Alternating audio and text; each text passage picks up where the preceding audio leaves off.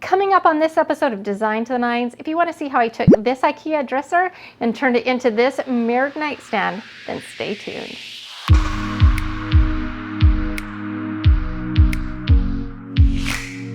Welcome to Design to the Nines. I'm Natalie Callahan, and if this is the first time we're meeting, welcome to my channel.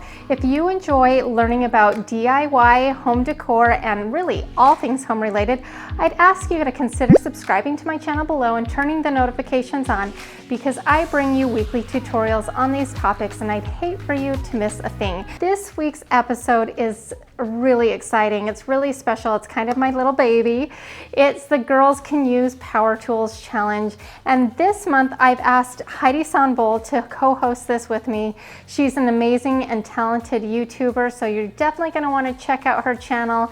I'll put the link for her channel below. And once you're done watching my episode as well as Heidi's episode, make sure to check out all the amazing and talented individuals on this playlist. There's going to be some awesome projects that you're definitely going to want to see. Okay, so I have an Ikea nightstand that I'm going to show you, but before we get started on this project, I just wanted to show you a little something. This will give you a little insight to me, and you're going to probably see it in the background anyway, so we're going to let you see it.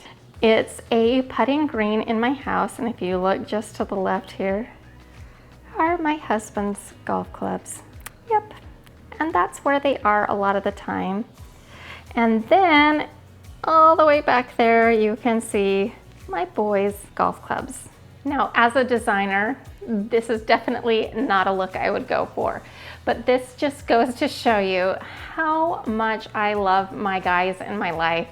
So my question for you is, what things do you tolerate because you love some people in your life? Okay, so this is the piece that we're going to be working on, and this is an Ikea Malm 3-drawer dresser. And as I've said, we purchased this home fully furnished, so this was here.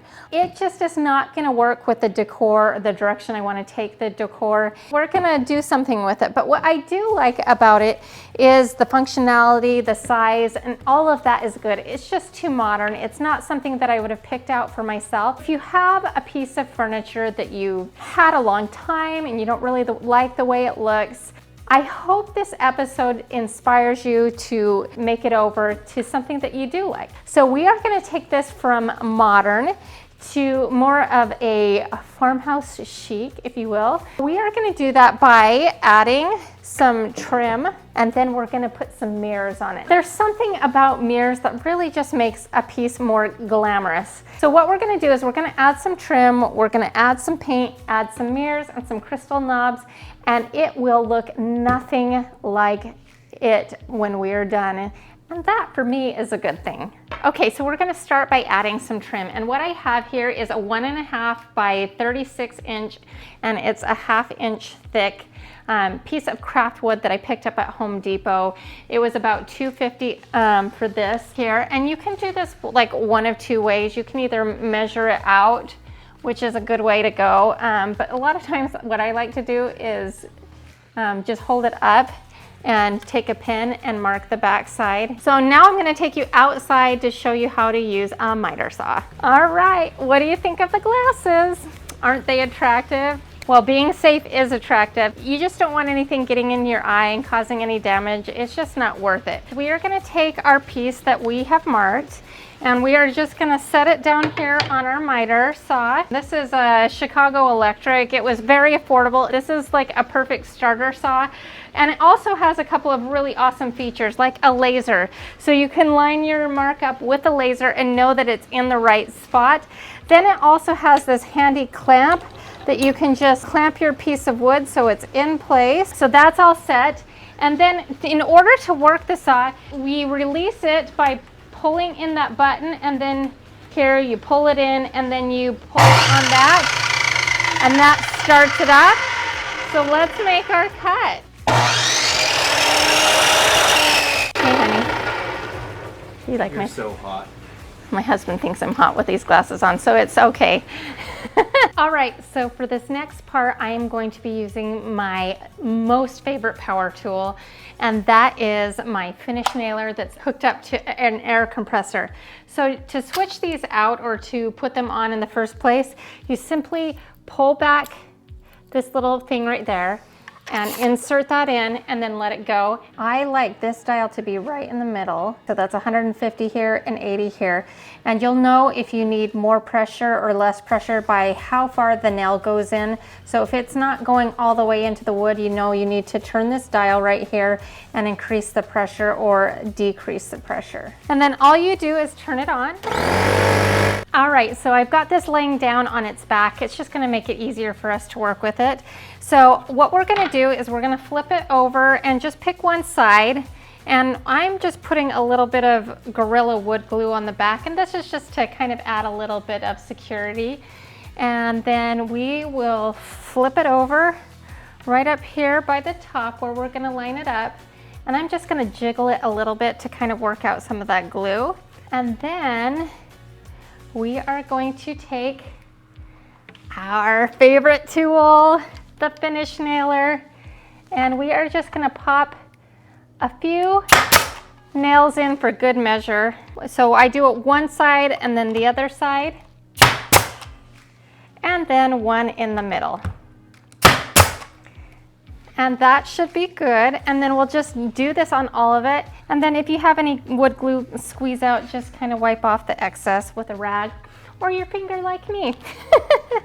I have like a bazillion of these and they always wander off. So we've got our extra piece that we're gonna use for the side slats.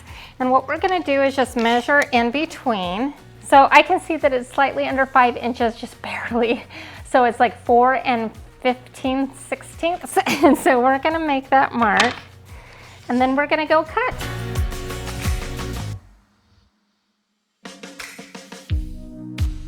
I don't want to forget the ends. They're kind of boring too. So I'm going to add the same trim except for a little wider. This one's like a 1.5 and this is like a 2.5. So it's a little bit wider. It's the same process on the sides as on the fronts.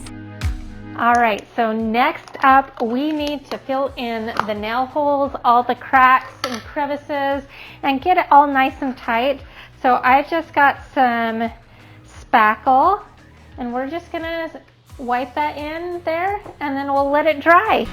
All right, so we're all spackled, and it looks good. We've got to let this dry, and we worked hard. So it's a chocolate break time. I really like York peppermint patties. What's your little reward of choice? So, chocolate break. Okay, so our spackle is dried and I am ready to sand this. Now I'm gonna speed up the process with my electric sander, but I'm gonna finish it out and do the final finishing touches with a sanding sponge. And the reason I'm gonna use the sander is again to speed it up, but also to kind of hit up this surface, which is actually gonna be the only part of the original piece that's really gonna get paint on it. That will help the paint adhere to the piece a little bit better. So we'll just sand. All right, so I've got all of the big stuff. So now I'm just gonna come in here and do a few finishing touches with my sanding sponge. But without that electric sander, this would have been a much longer process. So I highly recommend an electric sander. Oh, and by the way, any of the products that I'm using in this episode, I will try to put them all in the description box, as many of them as I can, just to make it easier for you. So 1 coat of primer and 2 coats of paint. And that is on everywhere that is not receiving a mirror. I'm taking you on a little field trip because I've decided to leave glass cutting to the pros. I reached out to Statewide Glass in Kissimmee, Florida, and they are cutting them for me. They've been so helpful and so great to work with, and they're giving me a great deal. So you can't ask for more, and I get to avoid an emergency room trip. So I'm almost there. I am back and I have my mirrors, and we get to make this look so glamorous. But before we permanently attach our mirror to the drawer, I want to do a dry fitting. So I had the mirror store pre-drilled where the knobs would go. And so I just want to pre-drill those in the wood, and it fits like a glove. So then what we're gonna do is we're gonna take a Sharpie And then we're gonna just mark where the knobs go.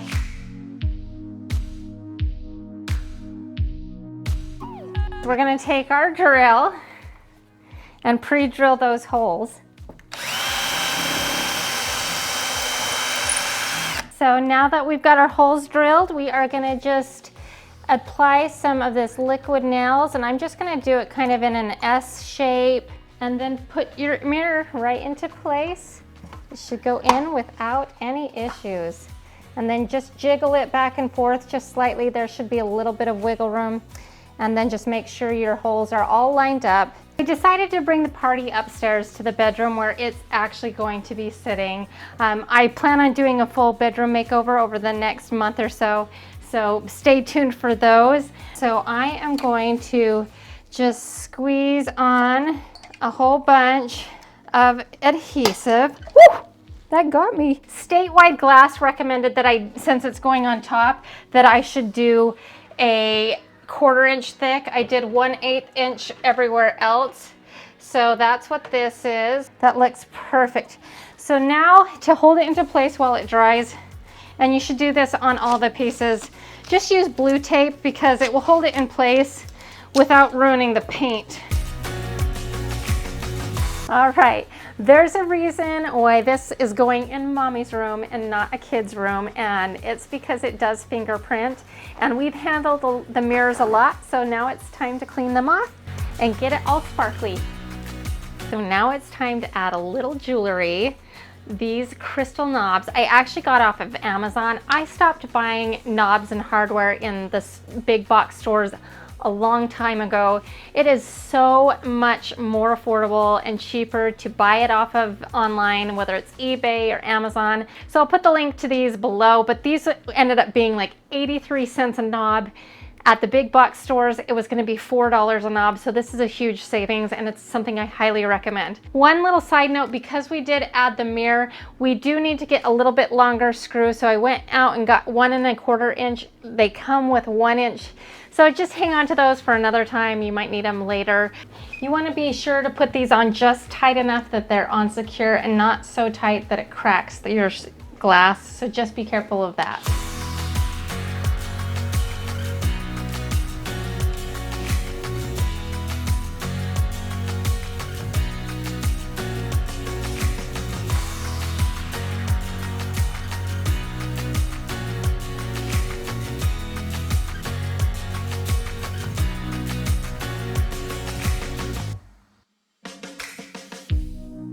So my project is done and I am thrilled with how it turned out. It turned out every bit as good as I had hoped.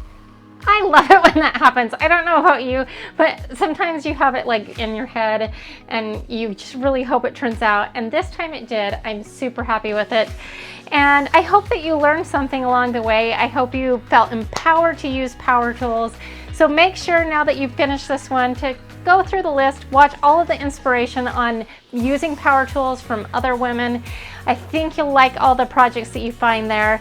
If you haven't already done so, consider hitting the subscribe button below and turning the notifications on because you don't want to miss a thing. In fact, tomorrow I've got a very special episode for you.